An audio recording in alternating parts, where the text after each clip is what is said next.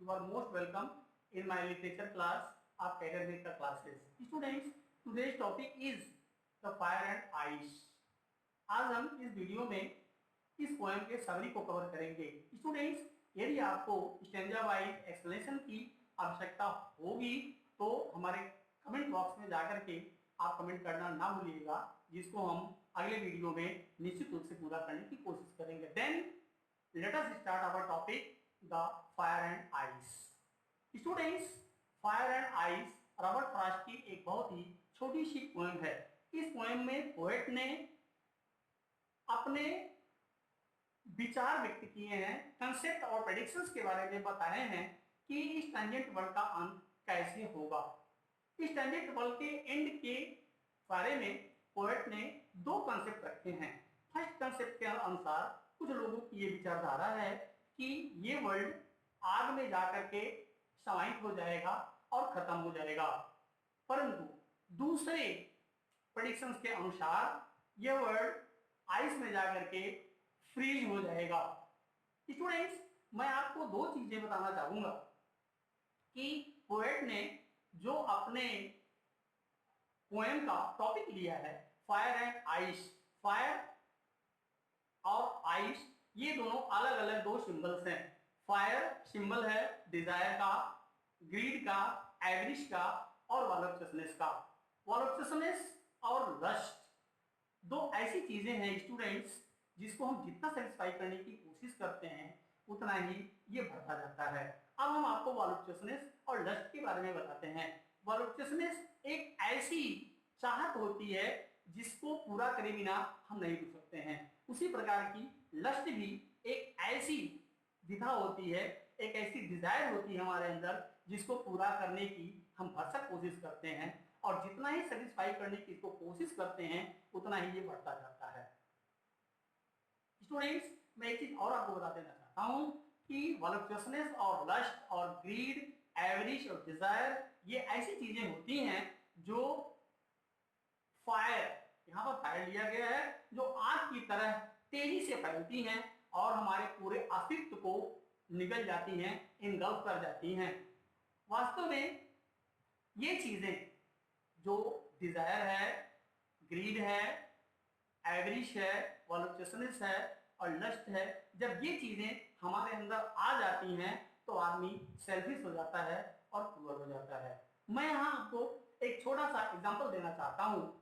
आज कोरोना महामारी के संकट में प्रत्येक देश के जो मुखिया हैं, जो प्रेसिडेंट हैं, प्राइम मिनिस्टर्स हैं या और भी कार्यकर्ता लोग हैं, वो अपने अपने देश के लोगों की जान बचाने के लिए भरसक प्रयास कर रहे हैं और उस तरह का प्रयास कर रहे हैं जो कभी आज तक हम लोगों ने नहीं किया।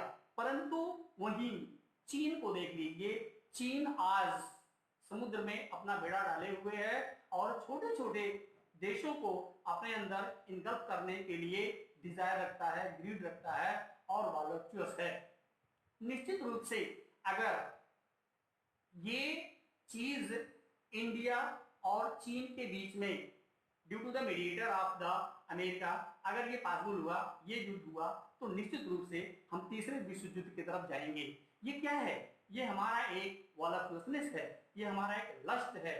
वास्तव में चीन को इस प्रकार की अवधारणा नहीं रखनी चाहिए, इस प्रकार का कंसेप्ट नहीं रखना चाहिए, क्योंकि चीन ही वास्तव में इन चीजों का जन्मदाता है।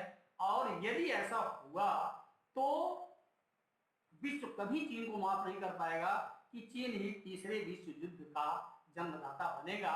तीसरे विश्व युद्ध की श्रेय चीन पर ही जाएगी। अब हम आते हैं दूसरे टॉपिक पर जो पोएट ने आपको बताया है।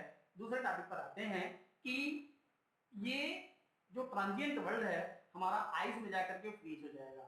स्टूडेंट्स, आइस हमारे तीन चीजों का इंडिकेटर है। पहला तो हेट्रेड, दूसरा कोल्डनेस और तीसरा रिजिडिटी। वास्तव में जब ये तीनों चीजें हेट्रेड, कोल्डनेस और रिजिडिटी आदमी के अंदर आ जाता है तो व्यक्ति एक दूसरे के फीलिंग्स को नहीं समझ पाता है और एक दूसरे के प्रति इनसेंसिटिव हो जाता है और इंडिफरेंट हो जाता है। अतः पोएट ने इन चीजों को देखते हुए अपने पोएम में ये सम्मिलित करने की कोशिश करा है कि ये पोयम वास्तव में हमें ये बतलाता है कि हमें वॉलuptuousness, ग्रीड, रिजिडिटी और कोल्डनेस मीन्स आइस और फायर से हमें बचना चाहिए, और यदि इससे हम नहीं बचे, ये हमारे अंदर बढ़ता गया, तो जल्दी ही फायर और आइस की विनाशकारी प्रलय में ये दुनिया समा जाएगी। अब हम आपको इस पोएम की जो सेंट्रल फिगर है, जो सेंट्रल चीज है, जो मैसेज है, वो मैं बताना चाहता हूँ। पोएट कहना क्या चाहता है? पोएट ये कहना चाहता है कि हमें अपने जो बढ़ती हुई लस्ट हैं, जो बढ़ती हुई वॉलuptuousness हैं, जो एवरिश है हमारे अंदर, और जो हमारे अंदर हेट्रेड है, जो हमारे अंदर रिजिडिटी है, जो कोल्डनेस है, उनको हमें दूर रखना चाहिए, जिससे कि हमें आपस में एक दूसरे से मिलजुल करके प्रेम भाव से आगे बढ़ना चाहिए। फ्रेंड्स, यदि आपको ये वीडियो पसंद आया होगा तो निश्चित रूप से आप एक लाइक करिएगा, और एक लाइक आपका हमको मोटिवेट करता है अगला वीडियो बनाने के लिए। निश्चित रूप से हम आपसे अपेक्षा करते हैं कि आप इस वीडियो को पसंद करेंगे और लाइक करेंगे। Thank you very much being with us.